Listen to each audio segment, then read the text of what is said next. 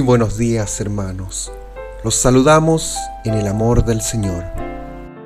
El Salmo 150 nos señala: alabad a Dios en su santuario, alabadle en la magnificencia de su firmamento, alabadle por sus proezas, alabadle conforme a la muchedumbre de su grandeza, alabadle a son de bocina, alabadle con salterio y arpa, alabadle con pandero y danza, alabadle con cuerdas y flautas, alabadle con címbalos resonantes, alabadle con címbalos de júbilo. Todo lo que respira, alabe a Jehová. Aleluya. Inclinamos nuestros rostros para ir a Dios en oración. Amado Dios y Padre eterno, te alabamos en esta hora y te pedimos que sea este culto agradable a ti.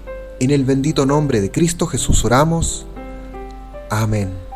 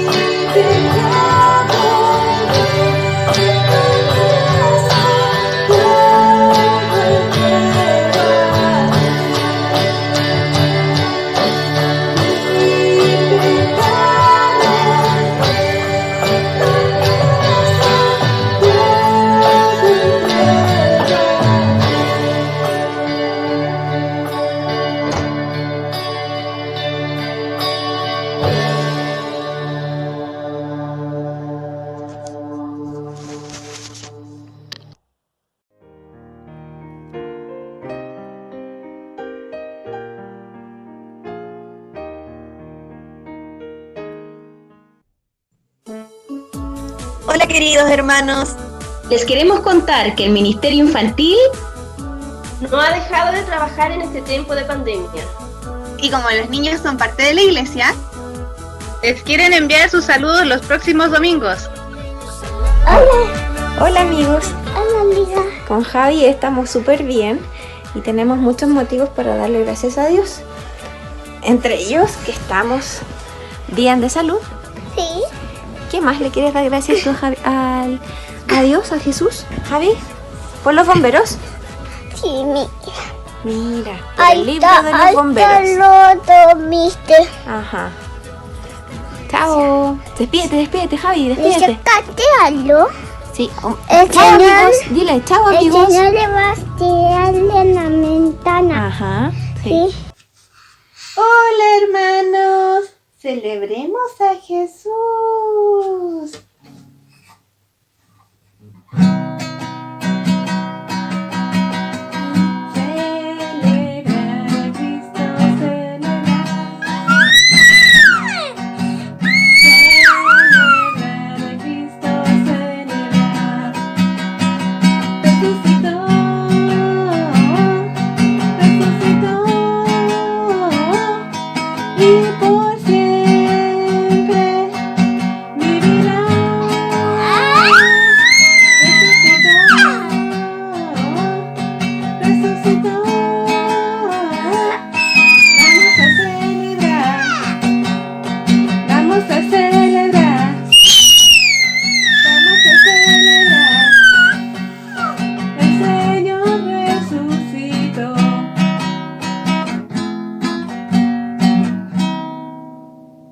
¡Bendiciones! ¡Bendiciones!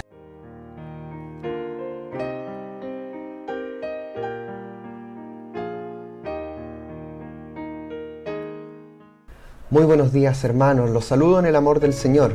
Damos gracias a Dios porque podemos compartir una pequeña porción de su palabra. Vamos a inclinar nuestros rostros para ir a Dios en oración. Amado Dios y Padre eterno, te alabamos en esta hora y te pedimos que seas tú con cada uno de nosotros. Ayúdanos a poder recordar, oh Señor, ideas tuyas, oh Señor, a poder hablar a los demás también acerca de ti y a poder estar más en comunión contigo.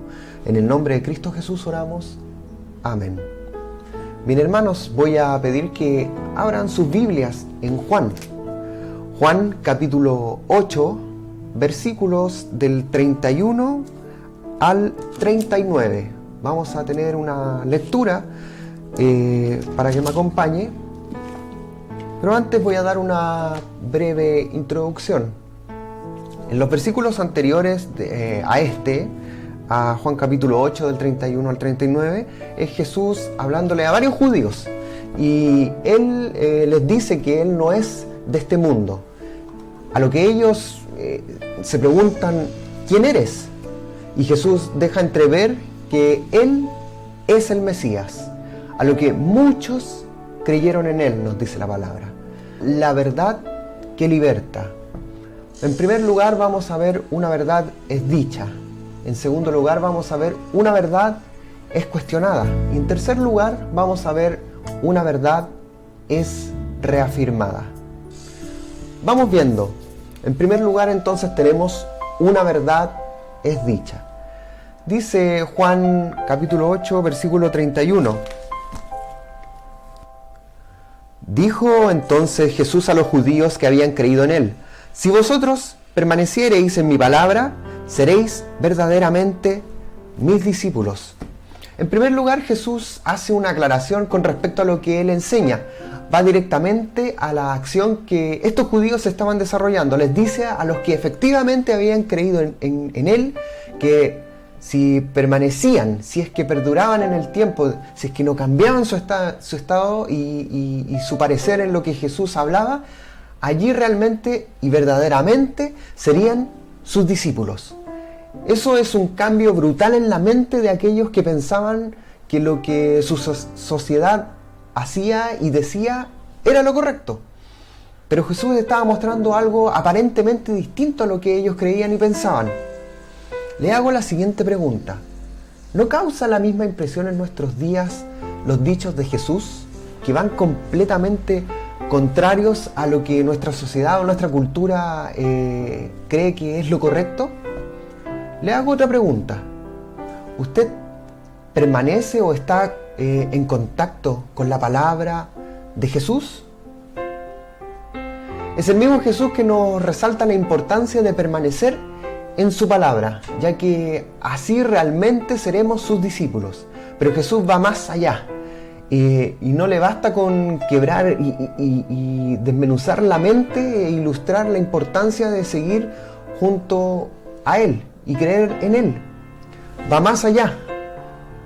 Juan 8:32: y conoceréis la verdad, y la verdad os hará libres. Acá Jesús pone de manifiesto la necesidad de un Salvador, de un libertador, pero lo expresa tan bien que realmente se sorprenden estos hombres, ya que les dice a estas personas que son aparentemente libres. Jesús está planteando la figura casi humillante de un esclavo, para referirse a una persona que aparentemente no lo son.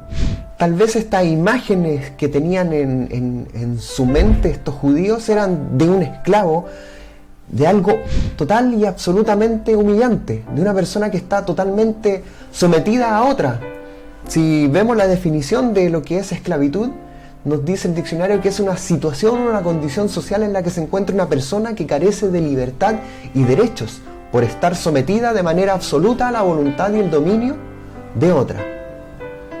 En segundo lugar, vemos una verdad es cuestionada. Versículo 33. Le respondieron: linaje de Abraham somos, y jamás hemos sido esclavos de nadie. ¿Cómo dices tú, seréis libres? Bueno, acá esta situación es muy común entre nosotros los humanos, cuando tratamos de aparentar algo que es mucho mejor a lo que se dice de nosotros. Para un judío, Abraham es como su padre, ya que la descendencia de Abraham fue todo un pueblo, ¿verdad? Y la marca o el signo era la circuncisión. Por ende, todo lo que significaba y lo que hizo Abraham era un respaldo para ellos, y se sentían resguardados en esta situación. Claro, era el pueblo escogido por Dios, ¿verdad?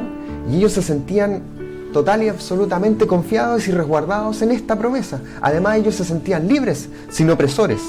En ese tiempo estaban con un opresor que era Roma, pero no se sentían esclavos, ¿verdad?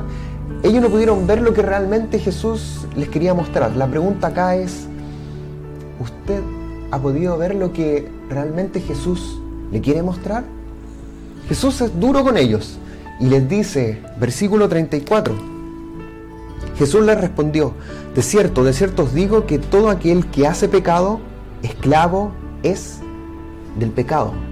Ellos tenían una concepción de la esclavitud de una persona dominando a otra. Pero Jesús le está planteando algo más allá. Le está diciendo que nuestra condición de pecadores es esclavitud. Es así. La gran respuesta que Jesús da no solo debe descolocar a los judíos, sino que también nos debe descolocar a nosotros. Tenemos que entender que todo aquel que hace pecado, esclavo es del pecado. Ya vimos, la mente de los judíos tal vez tenían esta idea de esclavitud de una persona oprimiendo a otra, pero Jesús lo que quiere mostrar es que si pecamos, estamos siendo esclavizados por algo que al parecer es mucho más grande que nosotros. Hermanos, Jesús nos mostró primeramente que necesitamos de un Salvador y que ahora nos comprueba que somos esclavos. La Biblia nos señala en Salmo 14:3, todos se desviaron, a una se han corrompido. No hay quien haga lo bueno, no hay ni siquiera uno. Una verdad es reafirmada. Versículos 35 y 36 nos señala: y el esclavo no queda en la casa para siempre, el Hijo sí queda para siempre. Así que, si el Hijo os libertare, seréis verdaderamente libres. Jesús claramente está dando alusión a su estado como hijo, en este estado de Dios Trino, ¿verdad? Y lo que posteriormente iba él a realizar, al ser crucificado en la cruz y cargar el pecado en sí. Gálatas 5:1 nos dice: estad pues firmes en la libertad con que Cristo nos hizo libres, y no estéis otra vez sujetos al yugo de esclavitud. Esta es una verdad que se reafirma en la vida de cada creyente, que confía su esclavitud al único que puede hacerle libre. Este es Jesús, el Hijo del Dios viviente, que muestra su amor para quienes escuchan su palabra. Versículo 36 de Juan 8. Así que, si el Hijo os libertare, seréis verdaderamente libres. Versículo 36 de Juan 8. En el versículo 32 Jesús nos dijo: y conoceréis la verdad, y la verdad os hará libres. Esta verdad es dada gratuitamente. Recibirle como Salvador y Señor no es otra cosa que cambiar de dueño, ¿verdad? De pasar del dominio de un amo cruel a un amo dulce y humilde, infinitamente cariñoso. Este amo cruel es el pecado, y el pecado produce muerte, ¿verdad? Primera de Corintios 7:22. Porque el que es el Señor fue llamado siendo esclavo. Liberto es el del Señor. Asimismo, el que fue llamado siendo libre, esclavo es de Cristo. Por precio fuisteis comprados. No os hagáis esclavos de los hombres. Y el texto de Juan capítulo 8 continúa en el versículo 37 y nos señala: sé que sois descendientes de Abraham. Respondiéndole a lo que estos judíos estaban diciendo. Sé que sois descendientes de Abraham, pero procuráis matarme porque mi palabra no haya cabida en vosotros. Yo hablo lo que he visto cerca del Padre, y vosotros hacéis lo que habéis oído cerca de vuestro padre. Respondieron y le dijeron: nuestro padre es Abraham.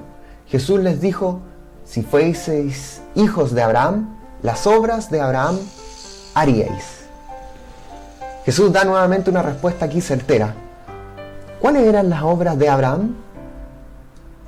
Fíjense que Génesis capítulo 22, de los versículos 1 al 12, nos señala cuál fue esta obra que hizo Abraham. Génesis 22, 1 y 2. Aconteció después de estas cosas que probó Dios a Abraham y le dijo: Abraham. Y él respondió: heme aquí. Aquí vemos una cosa.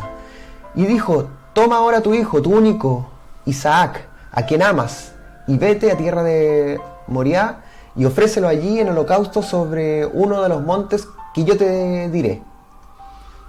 Y ahí en el versículo 12 de Génesis 22, y dijo: no extiendas tu mano sobre el muchacho, ni le hagas nada, porque ya conozco que temes a Dios, por cuanto no me rehusaste tu hijo, tu único.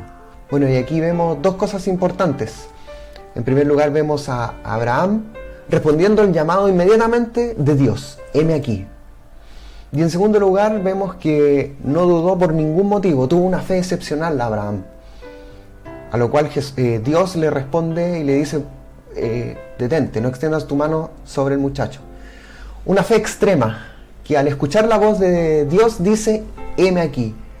¿Estaban preparados estos hombres judíos para escuchar la voz de Jesucristo? Para atender al llamado, ¿verdad? Si es que Dios no lo dispone en el corazón del hombre. El Señor, en esta hora, te hace un llamado directo. Y te dice, en primer lugar, una verdad es dicha. Si vosotros permaneciereis en mi palabra, seréis verdaderamente mis discípulos y conoceréis la verdad, y la verdad os hará libres. Necesitamos de un libertador. Necesitamos ser libres de las garras del pecado. En segundo lugar, vemos una verdad cuestionada. De cierto os digo que todo aquel que hace pecado es esclavo del pecado. Tenemos y tienes tú una condición natural, ya que si pecas, pasas a ser un esclavo, y no cualquier esclavo, sino uno del cual su dueño es el pecado mismo. Y en tercer lugar vemos una verdad reafirmada. Así que, si el Hijo os libertare, seréis verdaderamente libres. Pero hay una esperanza, y esta es la promesa de ser verdaderamente libres, pero real y absolutamente libres del pecado, y esto es en Jesús, quien nos liberta. Mi pregunta acá es, ¿Estás haciendo la obra de tu Padre Celestial? ¿Estás escuchando y permaneciendo en la verdad? Dios te hace un llamado en esta hora, directo a ti. No a quien está al lado tuyo o al vecino, no, directamente a ti. Y te dice que en el Hijo, en Cristo, encontrarás verdadera libertad. Esa libertad verdadera de las ataduras de la esclavitud. Esa esclavitud llamada pecado. Para terminar, les dejo un texto. Romanos, capítulo 6, de los versículos 17 y 18.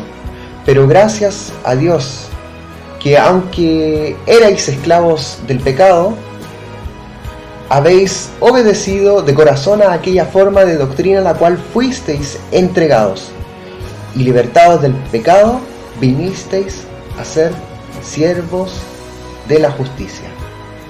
Oremos. Amado Dios y Padre eterno, te alabamos en esta hora y damos gracias, oh Señor, porque nos permites tener estos momentos de comunión contigo. Tú, oh Señor, eres el que nos da la vida en abundancia, el que nos liberta de la esclavitud del pecado. Ponemos nuestra vida en tus manos. En el nombre de Cristo Jesús oramos y alabamos tu gran sacrificio. En el nombre de Cristo Jesús oramos. Amén.